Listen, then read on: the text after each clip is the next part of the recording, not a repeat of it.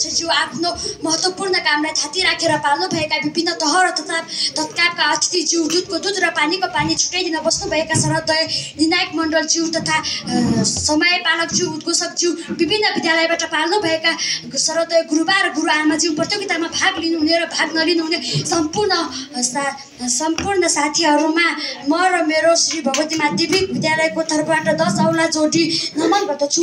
आज मिति 2081 साल 12 महिना 15 गते हुन गइरहेको वक्तित्व कलामा म भाग लिन पाउँदा अत्यन्तै खुसी छु। यस कार्यक्रमको आयोजना गर्नुहुने आयोजकलाई म विशेष गरी धन्यवाद दिन चाहन्छु। शीर्षक रहेको छ लागु पदार्थ दुर्व्यसन न्यूनीकरण। लागु पदार्थ भनेको हाम्रो शरीरलाई शारीरिक र मानसिक रूपमा दीर्घकालीन रूपमा असर पुर्याउने र शरीरलाई र दिमागलाई लट्ठ बनाउने लागु पदार्थ, नशालु र विषयुक्त पदार्थलाई नै लागु पदार्थ भनिन्छ। त्यसको खराब लतमा पर्नुलाई दुर्व्यसन भनिन्छ। यसका उदाहरणहरू धेरै छन्। गाँजा, चुरोट, भाङ, धतुरो, ड्रग्स, हिरोइन, अफिम, कोकिन आदि यिनीहरूका उदाहरण हुन्। यिनीहरूको सेवन गर्नाले कतिपय मानिसहरूले अकालमै ज्यान गुमाइरहेका छन्। कतिपय मानिसहरूको समाजमा मान र प्रतिष्ठा इज्जत गुमिएको छ। मान र प्रतिष्ठा इज्जत कसरी गुमिन्छ भन्दाखेरि तपाईँहरूले लागु पदार्थ सेवन गरेको अगाडि त तपाईँहरूको अगाडि केही पनि बोल्दैनन्, तर तिनीहरूले अर्को व्यक्तिसँग गएर के भन्छन् थाहा छ? कस्तो नराम्रो रहेछ लागु पदार्थ सेवन गर्ने, जे पाए त्यही बोल्ने, जोसँग जे मन लाग्यो त्यही भने, झगडा गर्ने, घरमा गएर आफ्नो श्रीमतीलाई कुटपिट गर्ने भनेर समाजमा यस्ता कुराहरू फैलिँदा तपाईँहरूको मान र प्रतिष्ठा इज्जत गुमिन्छ। त्यसैले पनि हामीहरू लागु पदार्थको सेवन गर्नु हुँदैन। पारिवारिक उत्पन्न गराउँदा तपाईँहरूको घरमा पढ्ने बालबच्चाहरूलाई कति असर परेको हुन्छ। यिनीहरूले विद्यालय आउँदाखेरि पनि त्यही कुरा सम्झन्छन्। किन मेरो आमा बुबाहरूले झगडा गर्नुभएको होला, बुबाले पनि किन लागु पदार्थ सेवन गर्नुभएको होला, के कारण होला भनेर सोचिरहेका हुन्छन्।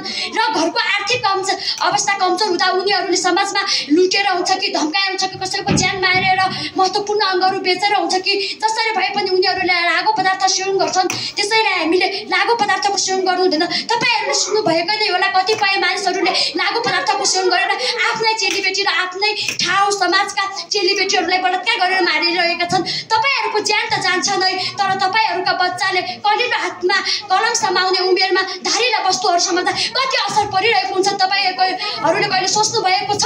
त्यसैले आफ्नो बालबच्चाको लागि भएर पनि तपाईँहरूले लागु पदार्थको सेवन गर्नु हुँदैन।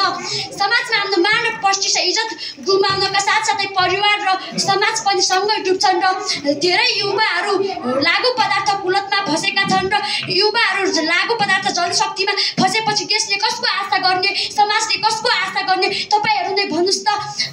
भोलिका हामी विद्यार्थी भनेका भोलिका कर्णधार हौ। हामीले राम्रा कुराहरू सिक्नुपर्छ। गुरुबुवा र गुरुआमाले सिकाएका कुरालाई कहिले पनि गलत मान्नु हुँदैन। त्यसैले हामीले लागु पदार्थको सेवन कहिले पनि गर्नु हुँदैन। र कतिपय मानिसहरूले लागु पदार्थ सेवन गरेर चेलीबेटी बेचबिखन र मार्ने, बलात्कार गर्ने कार्यहरू गरेर समाजदेखि ठाउँदेखि लुकी हिँड्दै गरेका छन्। लागु पदार्थको एकचोटि सेवन गरिसकेपछि त्यसबाट छुट्न हामीलाई हम्मे हुन्छ, किनकि त्यसको हामीलाई नसा बसिसकेको हुन्छ। लागु पदार्थ सेवन गर्दाखेरि साथीले 1-2 दिन ल चुरोट खा भन्छ, त्यति बेला हामीले चाख्यौँ भने हामीलाई नसा बसुन्जेल त दिन्छ, तर हामीलाई नसा बसिसकेपछि हामीले त्यसलाई माग्दाखेरि त्यसले के भन्छ थाहा छ? मलाई तँलाई दिने पैसा छैन, तेरो आफैले पैसाले किनेर खा भन्छ। र त्यति बेला घरको पैसा चोरेर हुन्छ कि लुटेर हुन्छ कि आफूहरूले त्यस कामहरू गरेर खान्छन् र घरमा नभएपछि समाजमा चोरी डकैती गरेर खान्छन् र आफूलाई अपराधी बनाउँछन्। त्यसैले पनि लागु पदार्थ सेवन गर्नु हुँदैन। लागु पदार्थको सेवन गर्नाले नकारात्मक सोचहरू उत्पन्न गराउँछ। चोरी डकैती, गाली गलैचा जस्ता उत्पन्न गराउँछ र त्यसैले पनि लागु पदार्थको सेवन गर्नु हुँदैन। लागु पदार्थको सेवनबाट बस्नका लागि हामीले राम्रो साथीको सङ्गत गर्नुपर्छ, नराम्रो साथीको सङ्गत गर्नु हुँदैन। कतिपय समाजमा मानिसहरूले भन्छन् लागु पदार्थ सेवन गर्नु हुँदैन, तर त्यही लागु पदार्थ सेवन गर्नु हुँदैन भन्ने व्यक्तिले आफैले लागु पदार्थ गर्दै हिँडिरहेको हुन्छ।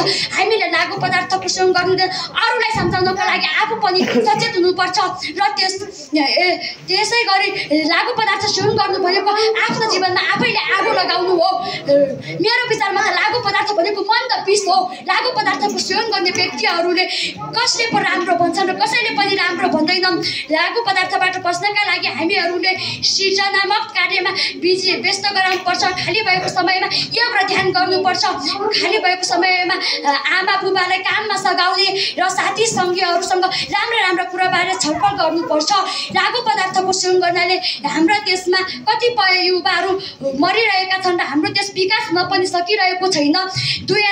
विक्रमसम्म 2063 र 2069 साल केन्द्रीय तथ्याङ्क सर्वेक्षण 11.63 जना लागु पदार्थको कर्ताहरू सङ्ख्या वृद्धि भएको जनाइरहेको छ। सम्बन्ध विच्छेद हुने, पारिवारिक कल उत्पन्न हुने, घर झगडा हुने, घरको आर्थिक अवस्था सकिने सबै यो लागु पदार्थको कारणले नै हो। लागु पदार्थको सेवन गर्नुभन्दा आफ्ना बालबच्चालाई चाहिने सामग्रीहरू किन्दा के उनीहरूको भविष्य उज्जवल बन्थ्यो। त्यसै मानिसहरूले त केही दुःख परेको बेला पनि लागु पदार्थ सेवन गर्छन्। आफूले गरेको परिश्रमको प्रतिफल नपाइदा पनि लागु पदार्थको सेवन गर्छन्। त्यति बेला हामीहरूले लागु पदार्थको सेवन गर्नु हुँदैन। हामीहरूले सोच्नुपर्छ कि मेरो जीवन त यत्तिकै गइसक्यो, तर मेरो बच्चाहरूको जीवन बनाउँछु भनेर लागु पदार्थ किन्ने पैसाले उनीहरूलाई चाहिने सामग्री किनिदिनुपर्छ। अन्त्यमा म के भन्न चाहन्छु भने हामीहरू भनेका भविष्यका कर्णधार हौ। हामी विद्यार्थीहरूले लागु पदार्थको सेवन गर्नु हुँदैन। लागु पदार्थको सेवन गर्दा हाम्रो देशलाई कसले हाँक्छ? हाम्रो देशको विकास कसले गर्छ? हामीहरू लागु पदार्थमा फसेपछि हाम्रो देशहरूले कसको विश्वास गर्छन्, कसको आशा गर्छन् र अन्तिममा म के भन्न चाहन्छु भने फुललाई फुल्न दिनुपर्छ, मात्र फल फल्छ र त्यो फलको फल सबैले चाख्न पाउनुपर्छ। त्यो जीवनको फल चाख्न पाउँदा कति मिठो हुन्छ, त्यो फल सबैले चाख्न पाउनुपर्छ। जीवन यति भन्दा मेरा 2-4 शब्द यही टुङ्ग्याउँछु। हस्त धन्यवाद।